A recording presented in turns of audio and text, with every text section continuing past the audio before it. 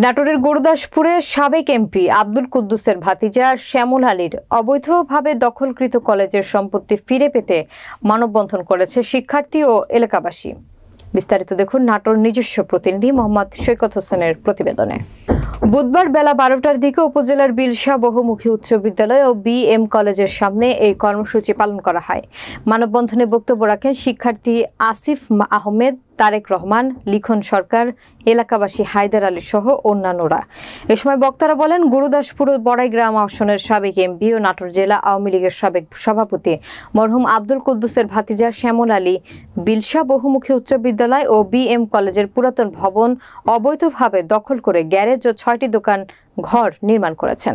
সেগুলো বাণিজ্যিকভাবে ভাড়া দিয়ে সেখান থেকে বড় অঙ্কের অর্থ আদায় করছে। কিন্তু শিক্ষা প্রতিষ্ঠানের সম্পত্তি হওয়া সত্ত্বেও প্রতিষ্ঠান বঞ্চিত হচ্ছে। ক্ষমতার দাপটে বছরের পর বছর অবৈধভাবে দখল করে রাখা সম্পদ ফিরিয়ে আনতে তারা এই কর্মসূচি পালন করছে। যাদের বৈধ সম্পত্তি দ্রুত ফিরে না পেলে আগামীতে কঠোর কর্মসূচি করে তা ফিরিয়ে আনা হবে। সেই সাথে অবৈধ দখলদার শ্যামল আলীর বিচার দাবি করেন তারা।